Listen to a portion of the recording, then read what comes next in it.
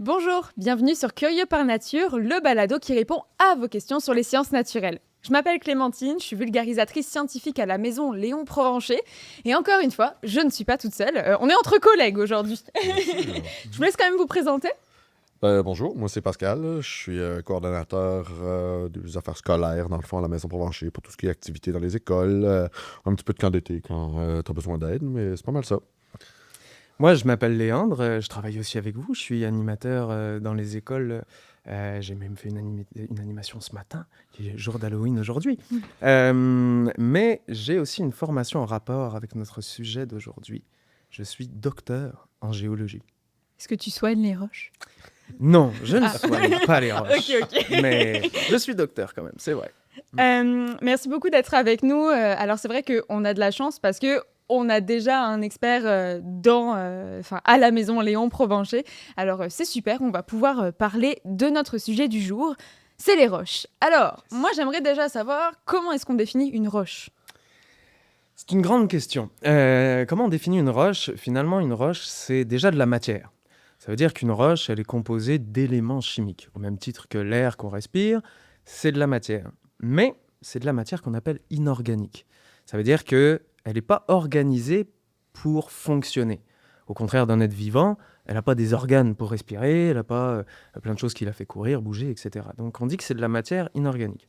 Ces éléments chimiques-là, ils s'organisent, eux, en tant que structure, en faisant des minéraux. Une roche, elle est constituée de minéraux, qui, eux, sont constitués d'éléments chimiques. Okay. C'est un petit peu comme un biscuit, dans le fond, où la roche, ce serait comme la pâte à gâteau, puis les minéraux, ce seraient les petites pépites de chocolat, c'est ça? On va faire, je pense, beaucoup d'analogies culinaires. On adore ça. Ça aide à visualiser, déjà parce que c'est bon, ensuite parce que ça aide à visualiser pour vrai. C'est tout à fait ça, c'est-à-dire que les minéraux sont les ingrédients d'un gâteau, par exemple. Et le gâteau en entier serait la roche, qui est solide. On va parler de roche quand c'est solide.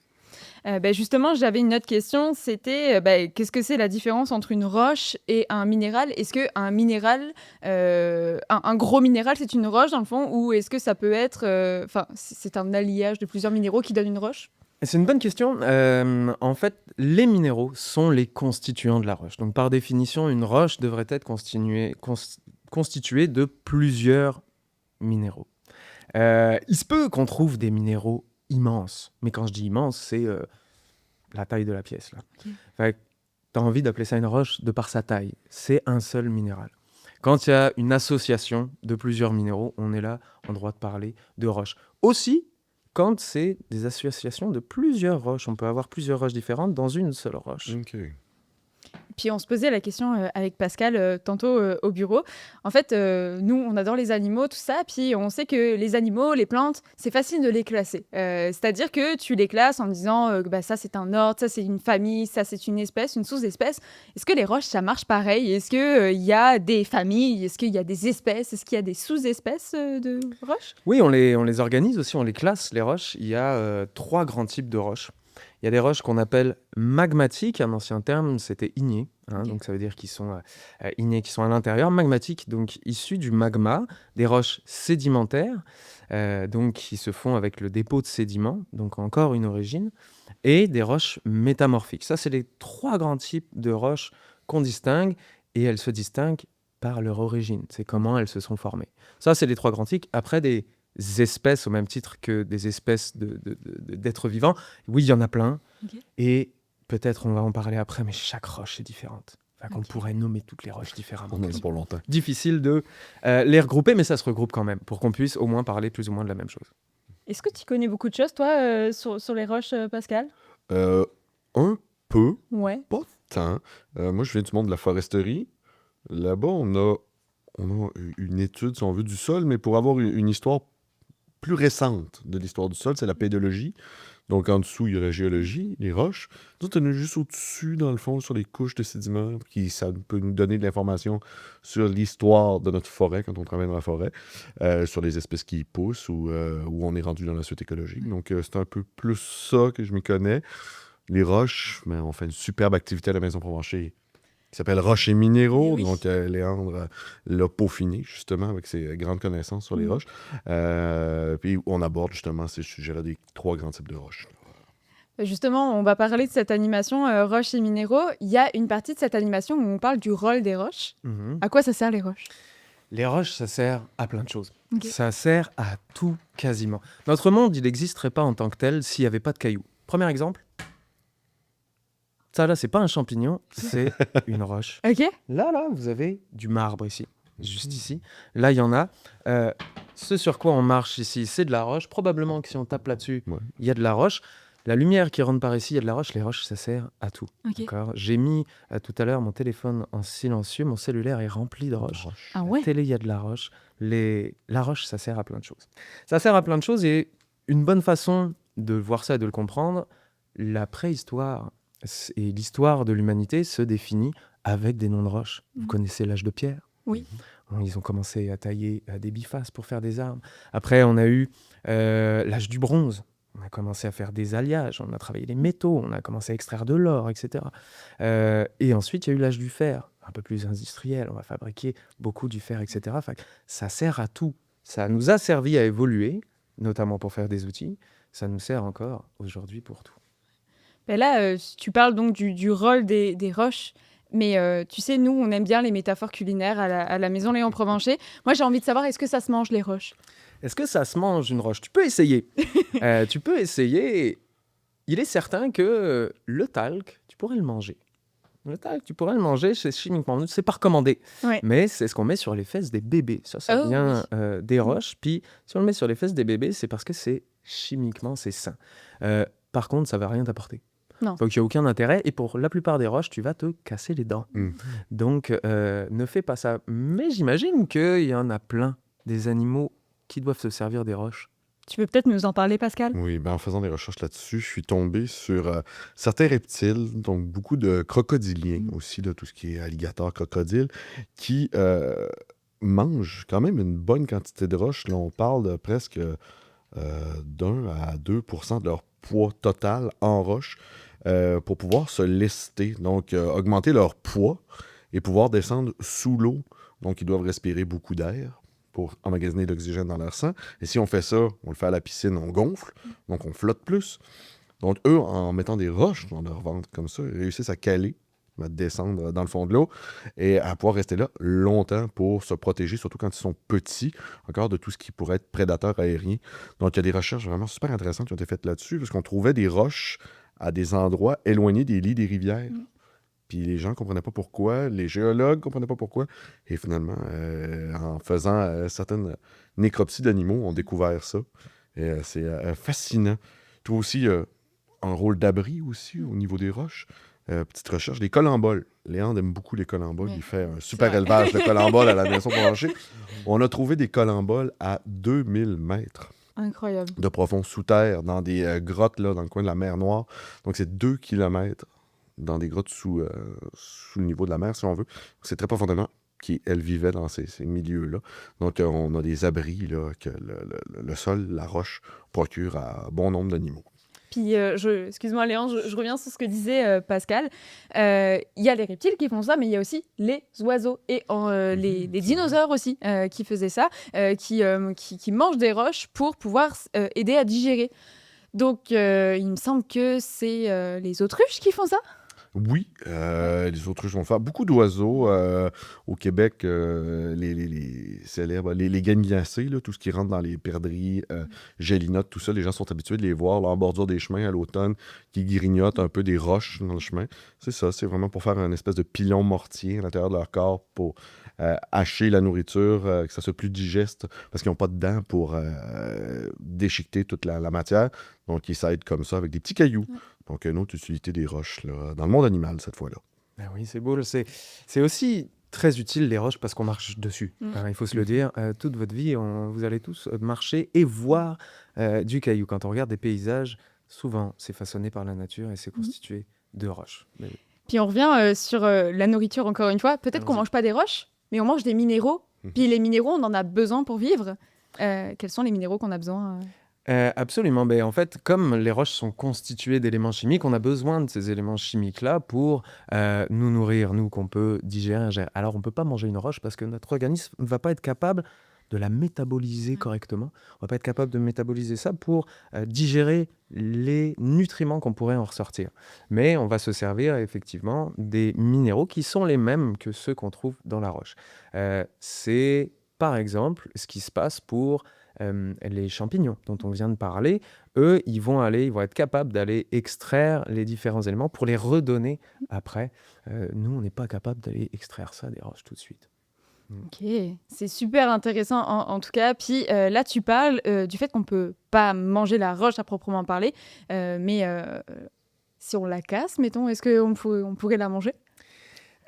Oui, Si on la broie? c'est-à-dire oui, mais encore une fois, tu vas y trouver aucun intérêt. Ouais. Nous, on a des dents, enfin qu'on peut déjà hacher, broyer notre nourriture.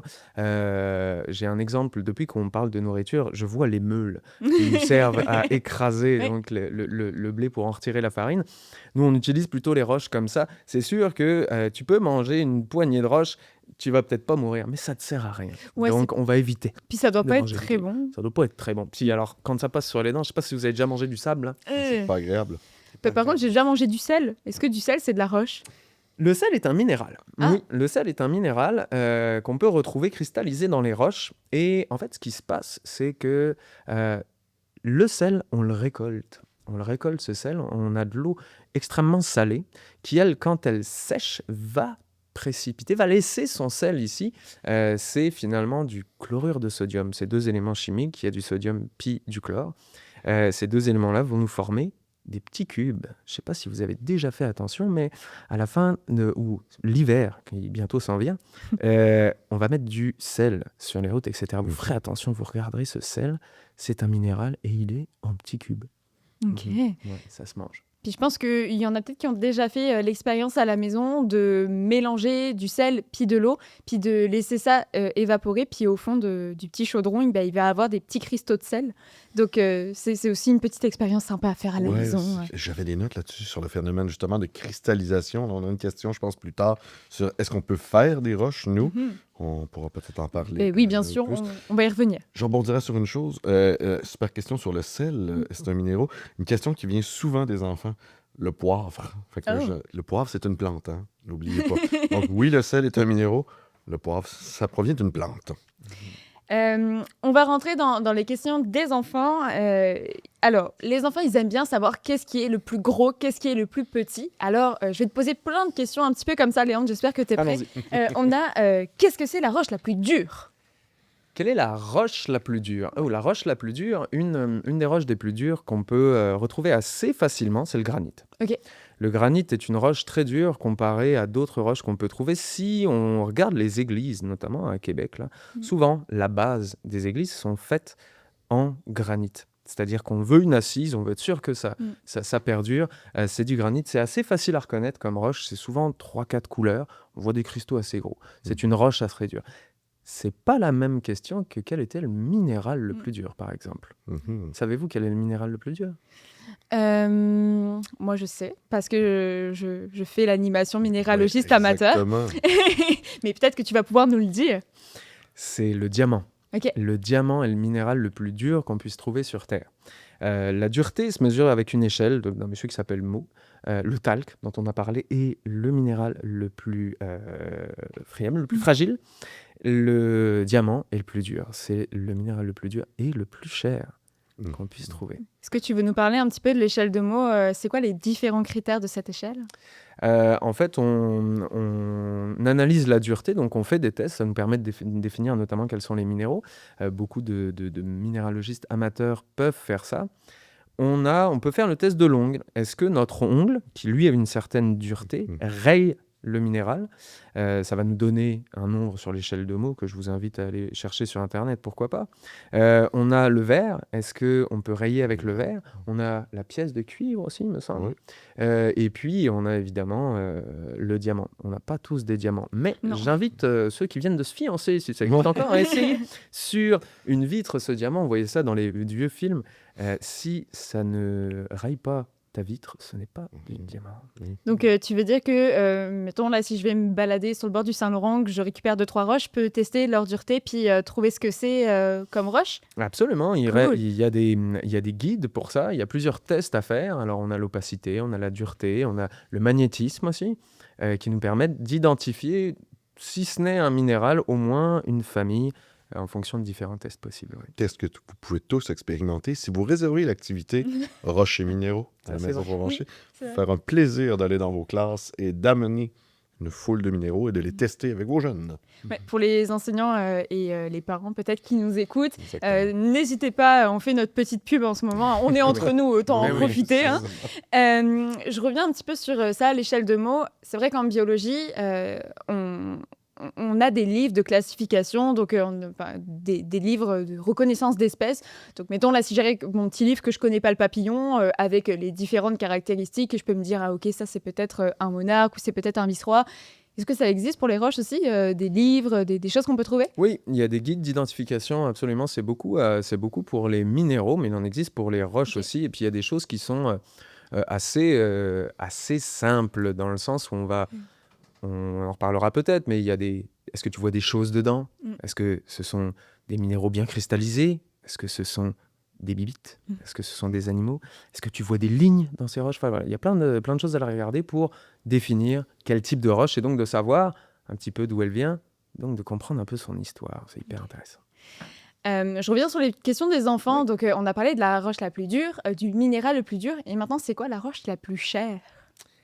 Eh bien, la roche la plus chère, c'est probablement celle qui contient du diamant. Ah, ok. Parce que le diamant est le minéral le plus cher. Il est le plus cher parce que c'est le plus dur. Ça veut dire qu'il a des caractéristiques physiques extrêmement importantes. C'est le plus dur. On s'en sert pour plein de choses, hein, donc il peut quasiment tout casser, le diamant. Quand il est taillé et qu'il est pur, c'est le plus brillant. Donc il est le plus beau, quasiment.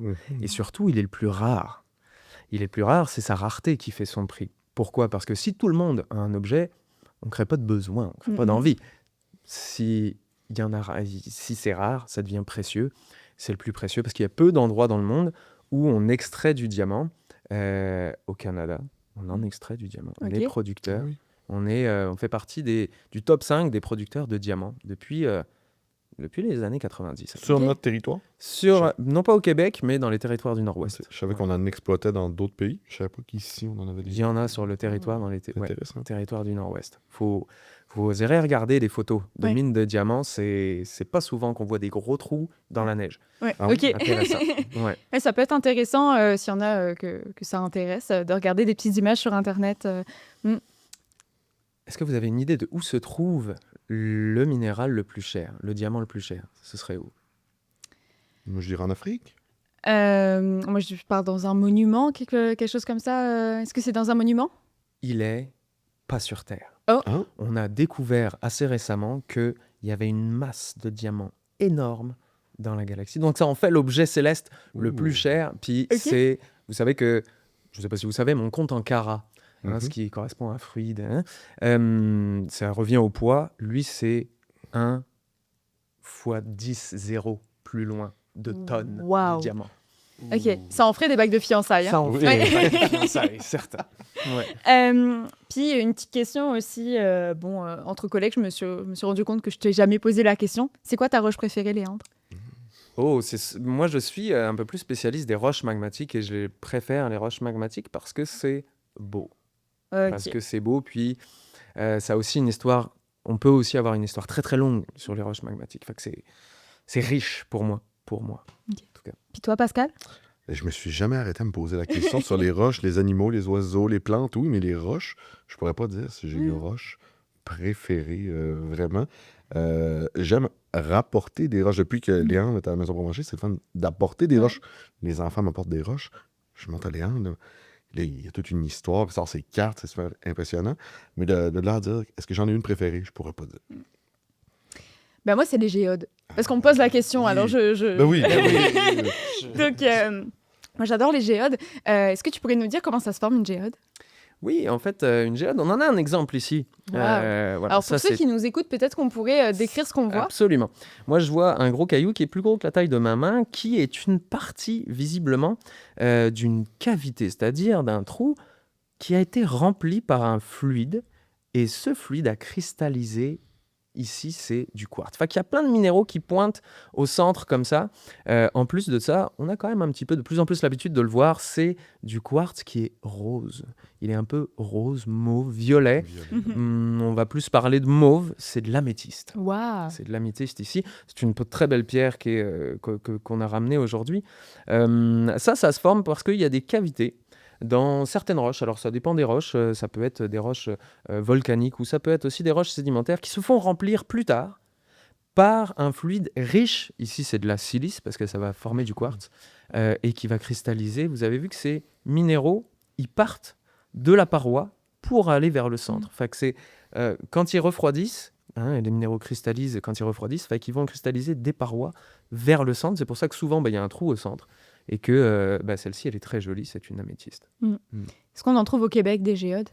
Oui, on peut en trouver. Les améthystes, on en trouve beaucoup. Alors, il y a un amalgame beaucoup dans les roches. C'est-à-dire, on confond souvent des termes de joaillerie, des termes d'économistes et des termes de géologues pour vrai. Enfin, des géodes en tant que telles, avec de la silice dedans, oui, on en trouve. Ok. Ok. Incroyable. Personnellement, je suis jamais tombée dessus, mais j'imagine que ça se voit pas en fait une géode. Est-ce que ça a une forme particulière ou est-ce que vraiment des fois ça peut m'arriver de marcher dessus On sans peut m'en rendre parler compte? on peut parler de géode quand il y a une faille, un trou, un déplacement. Puis là, ça peut être très très long. Ok. Donc ça peut être, on imagine, l'hiver quand on fait refroidir l'eau qui est toujours dans les tuyaux, ça cristallise dans nos tuyaux. Ça peut être la même chose dans une roche, ou ça peut prendre des formes. Si c'est des cavités, souvent c'est des cavités rondes. Donc ça peut être aussi très rond parce que maintenant la cavité est remplie ou sur les parois est remplie et donc va solidifier tout ça. Donc ça a une forme ronde. Ouais. Ok. Fait que vous voyez des ronds, on peut essayer de casser ça pour voir s'il y a des cristaux à l'intérieur. Et comment on casse ça? On casse ça avec des jolis petits outils. Le marteau, on revient à l'âge de pierre, hein, évidemment. Maillet, marteau, on porte des lunettes, c'est Oui. important. Et des On gants. porte des gants. Oui. Mais on peut casser ça au marteau. Il y a des outils comme une espèce de chaîne de chainsaw, là, où on vient serrer ça pour faire éclater les roches qui sont ici. Sinon, pour les grosses, le plus efficace et le plus propre, on prend une scie à diamanter. Une scie ronde, comme ça, dans laquelle il y a du diamant juste autour. Puis comme lui, il est dur, le plus dur de tous, il va tout couper. Ok. C'est ça que je voyais là, quand on parlait du diamant puis sa dureté. Tantôt, l'utilité aussi, c'est que justement, il peut couper toutes les autres types de roches, minéraux. Donc, tout ce qui est lame de scie pour faire le comptoir de granit, pour le polir, tout ça est agrémenté de petits diamants pour venir polir tout ça. Incroyable. Donc, Donc c'est pour ça aussi qu'on voit l'utilité des roches et des minéraux, c'est que c'est vraiment utile dans tous les domaines. Une autre question d'un enfant encore dans la thématique, quelle est la roche la plus... Là on a, quelle est la roche la plus vieille? Quelles sont les roches les plus vieilles? Une étude assez récente, je pense que c'est 2025, là, au mois de juin à peu près, a donné une date de roche qui se trouve qui se trouve au nord-est du Québec, pas loin de la baie d'Hudson. Ça fait partie d'une ceinture de roches vertes dont j'ai oublié le nom. du Nuvoaidiktuk. Mais mon À tes souhaits, Pascal. Ouais, c'est ça. Très mauvais, désolé pour la prononciation. Et oui, à l'est de la baie du Thon. Exactement, qui ont donné un âge de, tu vas pouvoir me rappeler probablement? L'étude, on n'était pas sûr, je pense qu'on peut pas. Fait qu'on était près de 4 milliards d'années, peut-être même plus un Wow. petit peu. Là, donc, Je pense que c'est, oui, si on fait une moyenne, je pense que c'était 4,16 milliards d'années. À terme de comparaison, l'âge de la Terre c'est 4,56 milliards d'années. Donc, Exactement. Donc on est en train de dater des roches qui sont extrêmement jeunes. C'est des datations un petit peu spécifiques parce que disons qu'il faut faire des corrections sur ce qu'on analyse. Jusque-là, les plus vieilles roches se trouvaient en Australie. Ok. Elles se trouvaient en Australie. On a trouvé des minéraux qu'on appelle des zircons qui, eux, peuvent être datés. Puis ces zircons-là sont issus d'une autre roche. Fait qu'on a trouvé un échantillon dans lequel il y avait des vieux minéraux qui venaient d'une autre roche. Enfin, qu'en datant ces minéraux-là, on est capable de dater l'ancienne roche qu'on n'a plus. Voilà. Et ça, oui, au Canada, on a des très, très vieilles roches, visiblement pour le moment, les plus vieilles du Ouais, monde. parce qu'il Ouais. parlait dans le super article de Radio-Canada, qui parlait là, de peut-être 5 ou 6 endroits dans le monde où il y avait peut-être des roches avec potentiellement un âge aussi vieux que ça, là, mais très peu. Là. Fait que c'est quand même quelque chose d'assez exceptionnel qu'on a dans le nord de notre province. Quand même. Parce que vu qu'on parle de la Terre, là, en fait, si je me rappelle bien mes cours de sciences de la Terre à la base, c'était une boule pleine de magma, c'est ça? Puis ensuite, ça a pris le temps de se refroidir. Et en fait, c'est ces roches qui refroidissent qui ont fait les premières roches. Oui, c'est un peu ça. On imagine une énorme boule de magma. Alors, je suis pas très spécialiste des débuts de la formation de la Terre, parce que la géologie, c'est très, très vaste comme domaine. Ça va du Big Bang jusqu'au phénomène météorologique qu'on a là en ce moment. Mais oui, on imagine un peu ça comme ça. Puis avec le refroidissement, donc il y a un manteau primitif qui se refroidit. Puis c'est un peu comme si on prend du Nutella. Prenez Oh. du Nutella, On adore les métaphores culinaires, c'est fou ça. n'importe quelle pâte à tartiner. Ok. Surtout pas du Ouais, Nutella. pas de Non. marque. Puis, vous laissez ça sur le bord d'une fenêtre au chaud. Qu'est-ce qui se passe? Eh bien, tout en bas, on va avoir les particules les plus grosses, la grosse pâte. Puis tout en haut, on va avoir l'huile, probablement, les plus légères. Mais il s'est passé ça aussi dans la Terre. C'est ce qu'on appelle la différenciation. Fait qu'on s'est retrouvé avec un noyau très très lourd en plein milieu, et puis des roches qui, elles, avaient une densité plus légère, qui sont retrouvées tout en haut. Voilà. Puis qui sont mis à bouger d'une certaine manière. Ça a changé au cours du temps, mais c'est un peu ça qui s'est passé. Ouais. C'est ça, parce que c'est tout le temps sur l'échelle du temps de la Terre. C'est ça qui est compliqué des fois à comprendre. C'est très long. Les roches bougent, dans le fond. Les roches bougent. Mais c'est sur l'échelle du temps de la Terre, donc c'est très lent. C'est une des grosses problématiques, les concepts à comprendre. L'échelle de temps. Dire, à l'échelle de vie humaine, on n'est rien du tout. L'échelle de temps qui est très longue, il y a aussi les forces mises en jeu. Quand on voit des montagnes, c'est bien que quelque chose a poussé ça. Ouais. Ça engendre des forces tout à fait colossales, des températures colossales, voilà. C'est tout des chiffres vraiment immenses qu'il faut soit vraiment très très grand, soit vraiment très Mais petit, c'est ça. qu'il faut être capable de jouer avec pour lancer des théories. Fait que ça raconte des histoires. Je pense qu'on aura le temps de revenir un petit peu après sur les mouvements des roches, notamment des séismes, des tremblements de terre, des montagnes peut-être. Il y avait une autre question d'un enfant, c'était est-ce qu'on peut fabriquer de la roche en laboratoire? Oui, on n'est pas obligé d'avoir un laboratoire. On peut en fabriquer nous-mêmes. Par exemple, si je veux faire du béton, je fabrique une roche qui, elle, va se solidifier. C'est de la matière inorganique. Puis là, celui-là, il est très joli d'ailleurs parce qu'on voit très bien ce qui se passe. On met un liant, puis il y a du gravier dedans. C'est-à-dire qu'il y a plein de petits bouts de roche, etc. etc. Et puis quand tout ça sèche, ça va nous faire une roche artificielle, donc qu'on va pouvoir nous exploiter. Donc il y a le béton, on peut faire ça, mais on peut faire des minéraux de synthèse, notamment. Si on revient sur le diamant de coupe, on peut faire du diamant synthétique. Pour mettre dans les lames et tout ça. Pour le faire dans les lames. On va faire aussi... c'est ça. Tout ce qui est abrasif, c'est synthétique maintenant. Je ne sais pas si vous avez déjà vu ce minéral qui cristallise en pyramide, comme ça. Ah oui. Oui. Iridescent. Oui. Celui-là, dans la nature, si tu en trouves un comme ça, tu es chanceux. C'est souvent, et quasiment tout le temps, synthétique, c'est du bismuth. Lui, il a cette particularité de cristalliser comme ça. Là. C'est très joli, mais c'est synthétique. Et oui, ça se fait de plus en plus parce que... c'est ça, on veut retrouver les propriétés de ces minéraux-là. Et celui-là, parce qu'il est joli. Mais oui, on fait des roches synthétiques. Ouais. Puis j'imagine que ça coûte moins cher aussi. Il doit y avoir comme quelque chose... Évidemment, ça coûte moins cher. C'est des processus qui sont compliqués, notamment pour refaire du diamant. Il faut quand même chauffer fort. 1000 degrés, je pense avoir vu. Oui, il faut y aller. Puis c'est aussi des histoires de pression qu'il faut contrôler. Mais c'est forcément, quand tu mets quelque chose de synthétique, c'est moins cher, c'est plus accessible. C'est sûr.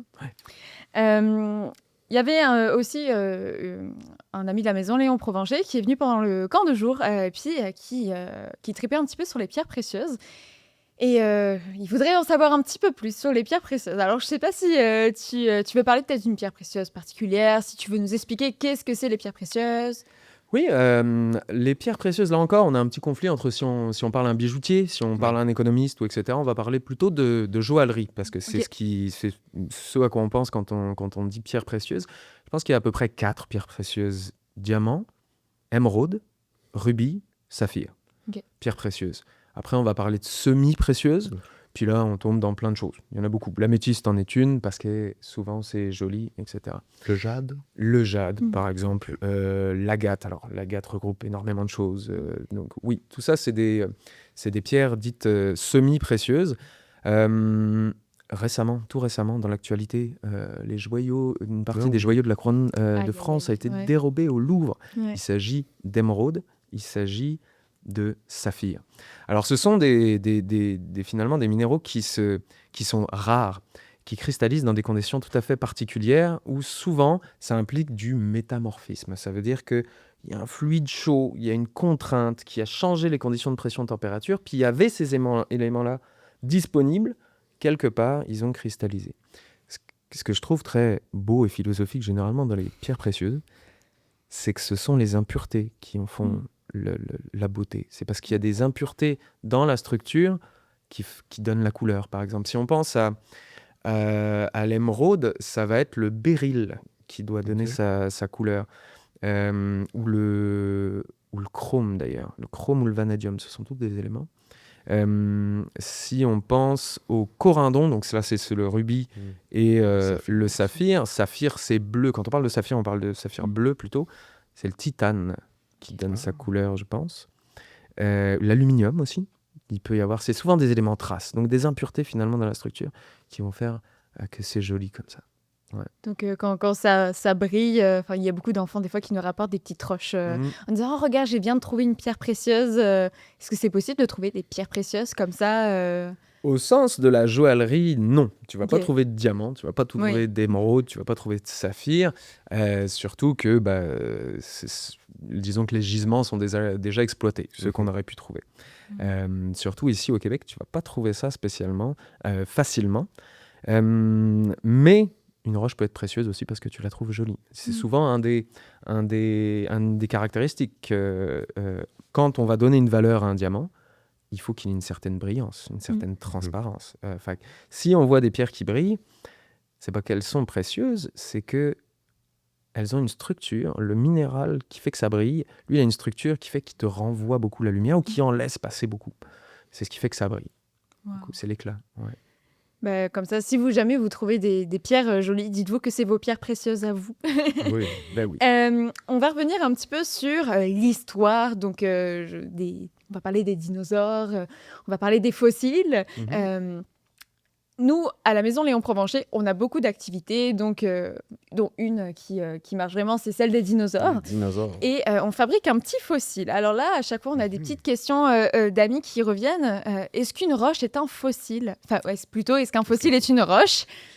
Oui, alors déjà, comment se forme un fossile ? Juste rapidement, c'est donc bien les os, des traces, des empreintes d'animaux ou de plantes qui se retrouvent dans une roche. Il faut bien comprendre que quand on parle de fossile, c'est qu'il y a eu une minéralisation. C'est-à-dire que les tissus et ou les constituants de cet organisme-là ont été remplacés ou se sont transformés en minéraux tels que la calcite ou ce genre de choses. Fait qu'il y a eu minéralisation.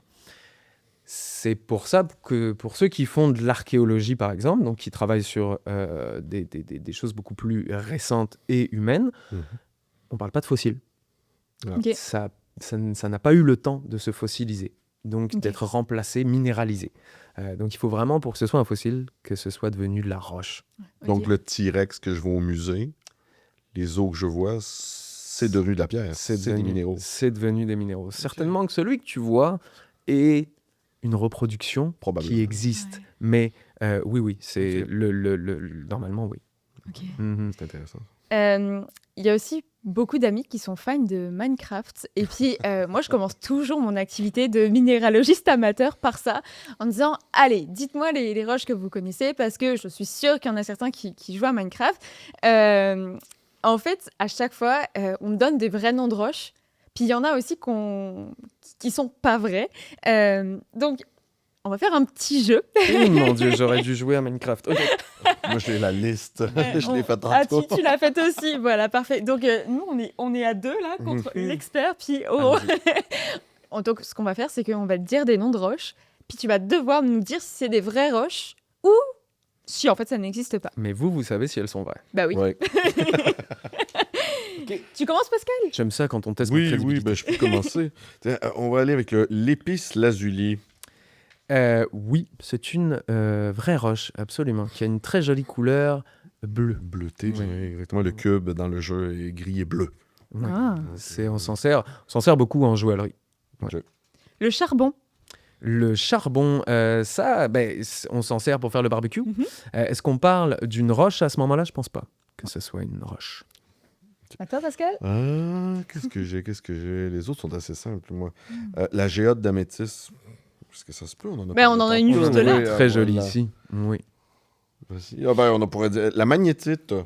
La magnétite, oui. La magnétite est un minéral même. Donc, lui qui a la particularité d'être magnétique, d'où le nom du magnétisme. Ouais. Incroyable. La netherrack. Immondou. Alors, soit ça vient d'un pays que je ne connais pas. Ça, je suis pas sûr que Non, ça je te existe rassure, pour ça vrai. n'existe pas. Mm. C'est une roche qu'on peut trouver vraiment dans les profondeurs de Minecraft. Ouais, c'est ça. Ben, moi, j'ai lu que dans Minecraft, on a 50 roches et minéraux, et il y en a à peu près que 10 qui sont des vrais. C'est ça. En fait, il y en a beaucoup qui pensent que c'est des vraies roches. Justement, je pense que ça peut valoir le coup de dire que non, c'est beaucoup des roches qui ont été rajoutées pour rajouter de la crédibilité au jeu, pour rajouter du gameplay aussi. Mais L'univers. Ben oui, c'est tout un univers. Puis ce qu'il faut faire attention aussi, c'est que chacune de ces 10 qui sont vrais ont des descriptions. Et souvent, dans les descriptions, par contre, il y a des choses qui sont vraies et des choses qui sont pas vraies aussi. Il faut faire attention avec ça. bon, allez, on arrête de te traumatiser sur Minecraft, Léandre. Je suis à l'aise, c'est bon. Je te propose qu'on parle un petit peu, on revienne sur la structure de la Terre. On a parlé des roches qui bougeaient. Puis d'ailleurs, je ne sais pas si tu la connais un petit peu, l'analogie de l'horloge, de la journée, pour illustrer le temps qui est passé sur la Terre. Il me semble que la vie sur Terre serait si... Je vais y arriver. Si on représentait l'âge de la Terre sur une journée, la vie serait apparue aux alentours de 23 heures à peu près. Oui, ce serait pas mal ça. Alors, la vie ou l'humain? On parle de la vie sur Terre. Là, l'humain, je sais que c'est 23h58, ça je l'ai, mais sinon, la vie en général... Si on considère que des organismes unicellulaires tels que les bactéries sont de la vie, non, ce serait apparu assez tôt finalement. Un petit peu avant. Assez tôt. Ouais. Ça serait apparu, j'ai envie de te dire, vers... En fait, c'est 3,8 milliards. Donc, on peut imaginer, ça fait comment ça? Ça fait... Ouais, quand même. Hein Ça serait à peu près à 3 heures. à 3 heures du matin. 3 heures du c'est matin, ça. quelque chose comme ça. Ouais. Mais, L'évolution est très lente, par exemple. Ouais. mais tout ce qui est avant, c'est l'histoire de la Terre, donc l'histoire des roches. J'avais lu justement que la majorité des minéraux, des éléments qu'on avait sur Terre, c'était aussi avec les météorites qu'elles étaient venues sur Terre. Il y a eu, dans les débuts de la Terre, il y a eu un gros bombardement météoritique. C'est-à-dire qu'effectivement, après l'accrétion, c'est-à-dire qu'une fois que la Terre est plus ou moins ronde, Plus ou moins compactée. plus ou moins compactée, exactement, il y a eu beaucoup de bombardements météoritiques. De là, s'est ajouté plein d'éléments, effectivement, mais des éléments qu'on pense quand même qui étaient présents au départ. Une grande question sur lesquelles il y a eu beaucoup de débats, je pense que c'est un peu terminé, c'est est-ce que l'eau est arrivée grâce à ces météorites-là? Pour l'instant, je pense que le débat n'est pas clos, mais qu'on avait tout comme élément pour faire de l'eau sur la planète avant ce grand bombardement. Mais oui, la Terre a été bombardée fortement dans ses tout débuts. Mais là, on parle dans le premier quart d'heure de l'âge de la Terre. Oui, c'est vrai. Mais après, il y a eu comme il y a eu beaucoup d'autres bombardements, notamment celui qui a causé l'extinction des dinosaures. Puis, il y en a eu un pas très loin d'ici, il y a 450 millions d'années, celui de la météorite de Charlevoix. Donc, on voit que la Terre, elle est toujours bombardée, heureusement un petit peu moins en ce moment. Puis, on avait aussi des questions donc, sur les séismes. Je me permets de revenir là-dessus. Quand on parle de bombardement au départ, là, c'est du bombardement. C'est un bombardement. Ok. Là, les météorites qu'on voit, on peut parler de balles perdues. Ok. On n'est pas bombardé. Demain, il ne va pas y avoir une météorite qui va nous tomber dessus. On la verra venir un petit peu. Est-ce que tu sais d'où elles viennent, ces météorites? Souvent, c'est de la ceinture d'astéroïdes qu'on pense qui était là déjà, puis qui est resté plus ou moins en place. Souvent, on l'attribue ici. Je ne suis pas spécialiste. Ok. Je t'avoue que je ne sais pas tant, mais je sais qu'il y en a beaucoup qu'on pense être de la ceinture d'astéroïdes. Peut-être que ça pourrait être l'occasion de faire un autre Une épisode autre balado. sur l'espace, sur les météorites. Ça pourrait être vraiment, vraiment fun. Donc, on revient sur la Terre ferme. On va parler des séismes, Léandre. Oui. Pourquoi la Terre tremble et qu'est-ce que c'est un séisme? Un séisme, c'est quand ça bouge. C'est quand, en général, il y a de l'énergie qui est libérée, et cette énergie, elle se transforme en mécanique. Donc ça bouge. Ça bouge, ça vibre, la Terre craque, on va parler souvent. On a tous vu des films catastrophes. Quand ça se produit, quand ça bouge sous l'eau, ça va produire un tsunami. Parce qu'il y a un décalement du fond marin. Ce décalement se transmet, ce décalage se transmet à l'eau qui va faire des énormes vagues. Puis quand vous jetez un caillou dans l'eau, vous mettez une énergie, il y a des ondes. C'est ces ondes-là qui vont se transporter, qui font des tsunamis. Pareil quand c'est sur Terre, sauf que là, il n'y a pas d'eau au-dessus, donc ça se décale tout seul comme ça, mais il y a des ondes vibratoires. Ça, c'est un séisme. Ça se produit à la limite des plaques tectoniques. La croûte sur laquelle on marche, elle est définie par des plaques, puis ces plaques bougent. Donc comme elles bougent, il y a des limites tout partout. Puis aux limites, quand elles se tapent dedans, ça bouge. Quand elles se montent dessus, ça bouge. Donc c'est à ces limites-là qu'il y a des séismes le plus souvent. Et pourquoi? C'est parce qu'en dessous, il y a des mouvements. Il faut imaginer une grande roue dans laquelle on est peut-être tous montés. Et cette grande roue-là, c'est en dessous de notre croûte à nous. Il y a ces mouvements-là. Et donc, si ta plaque est posée au-dessus, elle bouge avec ta roue. Donc tout ça se coordonne pour le mouvement, la géodynamique, que ça s'appelle. Comme un tapis roulant un petit peu. Comme un tapis roulant. Ok, super. Exactement. Ouais. Est-ce qu'il y en a beaucoup ici des séismes Au Québec, non. au Québec? Il y en a peu. Il y a quelques archives. On en a eu une ou deux. C'est des archives. bien Parce que moi, sûr. j'en ai vécu Ah ouais? ici, oui. Dans les Est-ce que années c'était 80. un fort séisme? 6 ou 7 sur l'échelle de Ah oui, Richter. ok. Et quand même, pour quelque chose qui n'est pas si énorme que ça sur l'échelle, le petit Pascal enfant se souvient de très bien que ça a brassé pas mal. L'échelle de Richter, Léandre? Oui, Est-ce qu'on en parle un petit peu? Mais parlons de l'échelle de Richter. C'est comme ça qu'on mesure l'intensité d'un séisme. Et c'est en relation avec ces ondes-là, justement. Il y en a différents types. Est-ce que ça bouge? Est-ce que ça bouge fort? Ça se mesure sur une échelle qui va jusqu'à 9. Enfin, quand même, 6 ou 7. Ça commence à être Ouais, conséquent. ça brasse pas mal. Ouais, hein. ça commence à être conséquent. Ce qui est certain, c'est que le Québec est situé sur d'anciennes limites. Ok. Fait, qu'est-ce qui se passe? C'est que les anciennes failles, donc c'est les anciens endroits où ça a bougé, où ça s'est monté dessus, etc., sont toujours existants. Fait que des fois, elles se réactivent, ces failles-là. Et donc, c'est très facile pour l'énergie d'aller dans ces petites failles-là. Donc, quand ça se concentre un peu fort, puis ça se concentre là. Mais on n'est pas une zone active de séisme, contrairement au Japon où, enfants, ils apprennent à se protéger des séismes plus vite que des incendies. C'est vrai qu'on est quand même plutôt tranquille au niveau des catastrophes naturelles au Québec. J'avais aussi une autre question d'un enfant qui m'a demandé comment est-ce qu'on déterminait l'âge d'une roche? L'âge d'une roche, comment on fait? Ça dépend de la roche. Souvent, on va utiliser des minéraux qui sont dedans. Je vous ai parlé du zircon tantôt. Lui, on utilise l'uranium. Ça va peut-être parler certains des enfants. On utilise l'uranium qui, lui, se désintègre. Il se désintègre et on est capable de mesurer, en se désintégrant, combien il y en a qui sont désintégrés. Puis, comme on sait combien de temps ça prend, on est capable de remonter à l'âge de cette roche. Ça, c'est ce qu'on appelle des datations absolues. On a fait ça, on utilise d'autres choses. C'est plein de mesures extrêmement précises avec des énormes machines, des spectromètres de masse. On mesure des choses pour être capable de remonter à un âge. Sinon, avant, il y a un principe assez simple pour la sédimentologie, par exemple, c'est de la datation relative. Quand il y a des sédiments qui se déposent, tu as une première couche, puis celle qui vient au-dessus, celle s'est déposée forcément après. Celle qui vient au-dessus s'est déposée forcément après, etc., etc. On est capable de dater des éléments, qu'on est capable de dire, OK, cette couche-là est plus vieille, donc on va lui donner un âge entre ça et ça. Voilà. On utilise, il y a plein de systèmes différents. Vous connaissez peut-être le carbone 14. J'allais t'en parler justement. Est-ce qu'on peut dater une roche avec le carbone 14? Le carbone 14 a une durée de vie, c'est-à-dire que lui aussi se désintègre, mais de 5300 et quelques années. Enfin, que c'est très court. C'est très court, c'est pas assez long pour dater la plupart des roches. On n'utilise pas le carbone 14 pour dater des roches. On va utiliser d'autres systèmes, samarium, néodyme. Il y en a beaucoup. Il y en a beaucoup. Strontium, rubidium, strontium. Et le plus facile à mesurer et sur lequel on a le plus développé, c'est quand même l'uranium plomb. Parce que c'est des éléments lourds, donc qui sont plus faciles à capter. Ok. Ouais. Pour ceux qui nous écoutent, le carbone 14, on va peut-être l'expliquer un petit peu. C'est une technique de datation qui est surtout utilisée pour des échantillons biologiques où on est sûr qu'ils ne datent pas plus d'une certaine année parce que, comme tu l'as très bien dit, Léandre, il finit par se dégrader au bout d'un moment.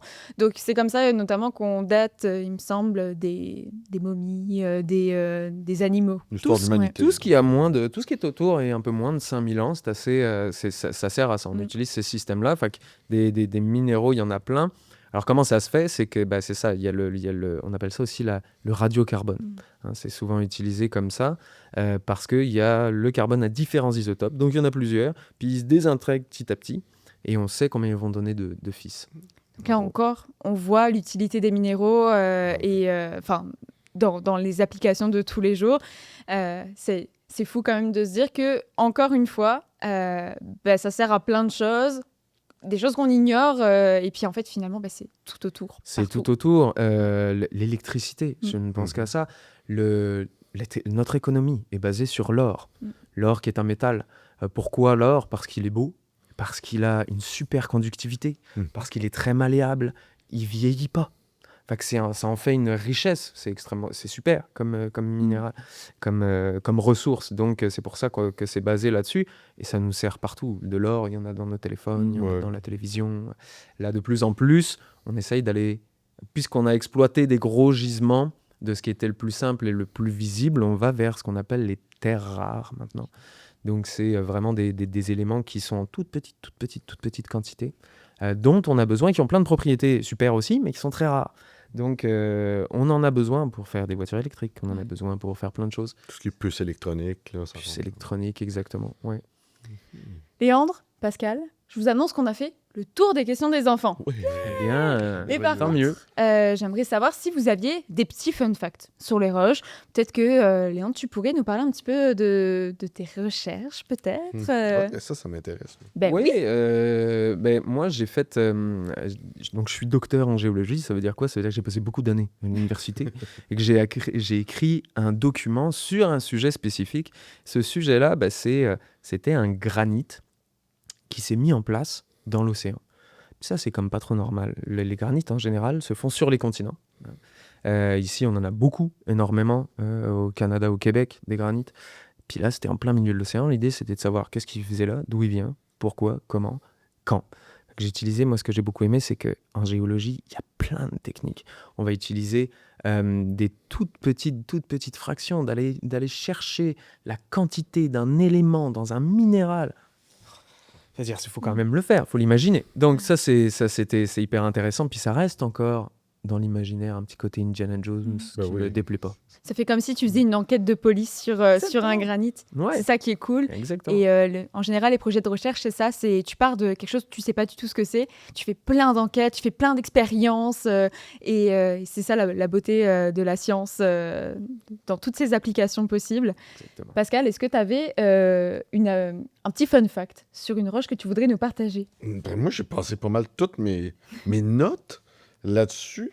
On parlait de cristallisation tout à l'heure. C'est sûr que c'est toujours fascinant avec les enfants. Donc, c'est un phénomène assez simple. On sature un liquide avec, ça peut être du sel, ça peut être du borax, et on le laisse s'évaporer. Et tranquillement, justement, la saturation se concentre et ça fait des beaux cristaux. Donc, c'est des choses qu'on peut faire à la maison assez facile avec les tout petits. Des petites activités qu'on fait notamment au camp, ça peut nous arriver. Ou des activités de jour de pluie, si vous n'avez pas l'occasion d'habiter à côté de la maison Léon Provencher.